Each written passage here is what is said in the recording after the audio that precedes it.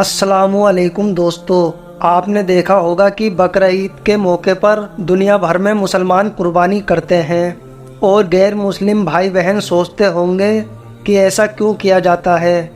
चलिए आज आपको बताते हैं कि इसके पीछे क्या माजरा है और बकरीद पर पूरी दुनिया के मुसलमान कुर्बानी क्यों करते हैं। दोस्तों वीडियो को लास्ट तक देखिएगा, इस वीडियो में आपको सब सवालों के जवाब मिल जाएंगे।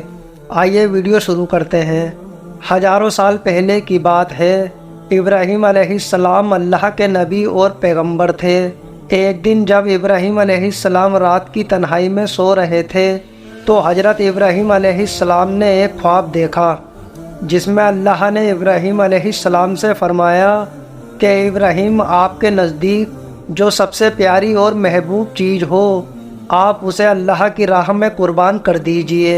दोस्तों, अल्लाह अपने बंदों का और ख़ास तौर पर अपने नबियों का इम्तिहान लेता है, यह देखने के लिए कि इंसान अल्लाह से ज़्यादा मोहब्बत करता है या अल्लाह के दिए हुए तोहफ़ों से ज़्यादा मोहब्बत करता है।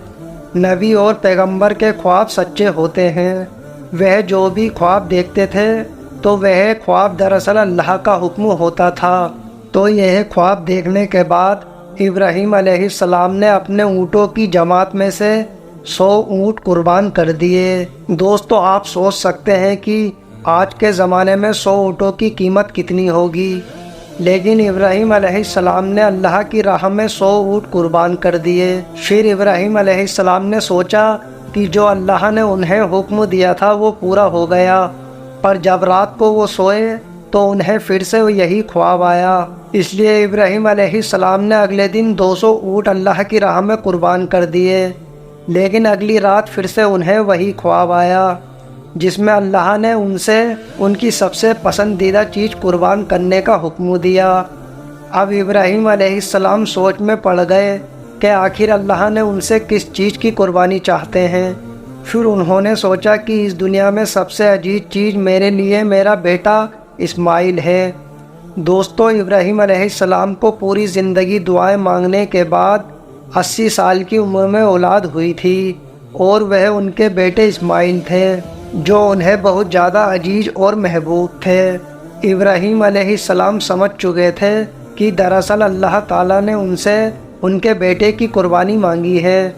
अल्लाह ये देखना चाहता है कि इब्राहीम अलैहिस्सलाम अपने बेटे से ज़्यादा मोहब्बत करते हैं या अल्लाह से। इब्राहीम अलैहिस्सलाम के लिए यह बहुत बड़ा इम्तिहान था। अगले दिन इब्राहीम अलैहिस्सलाम उठे और अपनी बीवी हाजरा को कहा कि हमारे बेटे इस्माइल को नहलाकर अच्छी तरह तैयार कर दीजिए। इब्राहीम अलैहिस्सलाम की बीवी हाजरा ने अपने बेटे को बहुत अच्छे से नहलाकर खुशबू लगाकर तैयार कर दिया और इब्राहीम अलैहिस्सलाम अपने बेटे को लेकर एक पहाड़ की तरफ रवाना हो गए। इब्राहीम अलैहिस्सलाम यह तकलीफ़ उठाने का फ़ैसला कर चुके थे कि वह अपने बेटे की कुर्बानी देंगे, पर शैतान को कैसे मंजूर होता कि कोई अल्लाह की बात करे और शैतान उसमें अपनी टांग ना अड़ाए। फिर शैतान सीधा इब्राहीम अलैहिस्सलाम की बीवी हजरत हाजरा के पास एक बुजुर्ग की शक्ल में गया और उनसे कहा कि इब्राहीम तुम्हारे बेटे को किसी दावत पे नहीं बल्कि उसे कुर्बान करने के लिए लेकर गए हैं। यह सुनकर हजरत हाजरा बहुत हैरान हुई और वो समझ गईं कि यह अल्लाह ताला का हुक्म होगा। तो उन्होंने शैतान से कहा कि अगर अल्लाह ने इब्राहीम को ऐसा करने का हुक्म दिया है तो ये हमारी खुशकिस्मती है। ये तो मेरा एक बेटा है, अगर मेरे इस्माइल जैसे 10,000 बेटे भी होते तो मैं खुशी खुशी अल्लाह की राह में कुर्बान कर देती। सोचिए, एक माँ के लिए यह कहना कितनी बड़ी बात है। जब शैतान हजरत हाजरा को भड़काने में नाकाम हो गया तो सीधे उनके बेटे इस्माइल अलैहिस्सलाम के पास गया और कहने लगा कि तुम्हारे बाबा तुम्हें किसी दावत पे नहीं बल्कि तुम्हें जिबाह करने के लिए लेकर जा रहे हैं।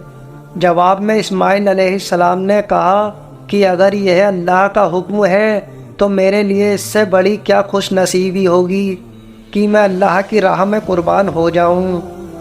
13 साल के बच्चे में इतनी समझ बहादुरी होना कितनी बड़ी बात है।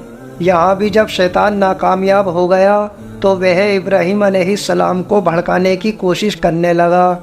کہ تمہیں یہ بیٹا اتنی منتوں دعاؤں کے بعد ملا ہے اور تم نے اسے قربان کر دیا تو بڑھاپے میں تمہارا سہارا کون بنے گا؟ اور اگر اللہ نے یہ قربانی قبول نہ کی تو تمہارا کتنا بڑا نقصان ہو جائے گا۔ ایسا مت کرو۔ شیطان ہر طرح سے انہیں بار بار بہکانے کی کوشش کرتا رہا اور غصے میں آ کر ابراہیم علیہ السلام نے شیطان کو پتھر مارے۔ یہی وجہ ہے کہ جب لوگ حج پہ جاتے ہیں تو شیطان کو آج بھی کنکڑی مارتے ہیں، اور کنکڑی مارنا حج کا ایک احکام ہے۔ پھر شیطان کے جانے کے بعد ابراہیم علیہ السلام نے اپنے بیٹے کو ساری بات بتائی تو اسماعیل علیہ السلام نے فرمایا کہ ابا جان، اگر یہ اللہ کا حکم ہے تو مجھے یہ منظور ہے، بس آپ میرے ہاتھ باندھ دیجئے اور اپنی آنکھوں پر پٹی باندھ دیجئے تاکہ جب آپ میری گردن پر چھری چلائیں تو آپ کو تکلیف نہ ہو اور یہ کرنے سے مکر نہ جائیں۔ بس پھر ابراہیم علیہ السلام نے اپنے بیٹے کے ہاتھ باندھ دیے اور اپنی آنکھوں پر پٹی بھی باندھ لی، اور جب انہوں نے اسماعیل علیہ السلام کی گردن مبارک پر چھری چلائی تو ایک جانور کی آواز سن کر وہ حیران ہو گئے۔ انہوں نے جب اپنی آنکھوں سے پٹی کھولی تو ایک دمبا بھیڑ جوا ہوا تھا اور اسماعیل علیہ السلام ان کے پاس کھڑے مسکرا رہے تھے۔ تب آسمان سے اللہ نے ابراہیم علیہ السلام سے فرمایا، ابراہیم، آپ اس امتحان میں کامیاب ہو گئے، ہم نے آپ کی یہ قربانی قبول کی، آپ کا یہ امتحان قیامت تک یاد رکھا جائے گا اور آپ کی اس سنت کو امت مسلمہ کے لوگ ہر سال یاد رکھیں گے اور ہر سال اللہ کی راہ میں قربانی پیش کریں گے۔ ابراہیم علیہ السلام کی اس سنت کو اللہ نے آنے والی نسلوں کے لیے عبرت بنایا اور اسی لیے مسلمان ہر سال عید الاضحیٰ کے موقع پر قربانی کرتے ہیں، اور بقرہ عید پر جو بھی حلال جانور قربان ہوتے ہیں ان کے گوشت کو 3 حصوں میں بانٹا جاتا ہے۔ پہلے حصہ غریبوں مسکینوں میں بانٹا جاتا ہے، دوسرا حصہ رشتہ داروں میں دیا جاتا ہے اور تیسرا حصہ خود اپنے گھر میں رکھا جاتا ہے۔ آپ کو یہ پتہ ہونا چاہیے کہ بقرہ عید کے موقع کا غریب اور مسکین لوگ پورے سال بھر انتظار کرتے ہیں، کیونکہ یہی سال کا اکلوتا موقع ہوتا ہے جب انہیں گوشت کھانا نصیب ہوتا ہے۔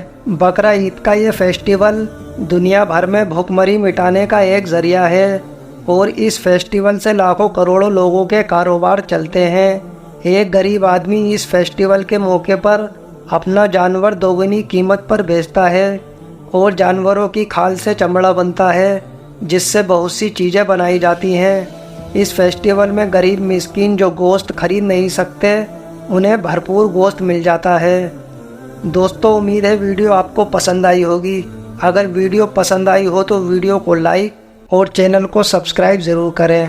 ملتے ہیں اگلے ویڈیو میں، تب تک کے لیے اللہ حافظ، اپنا خیال رکھنا۔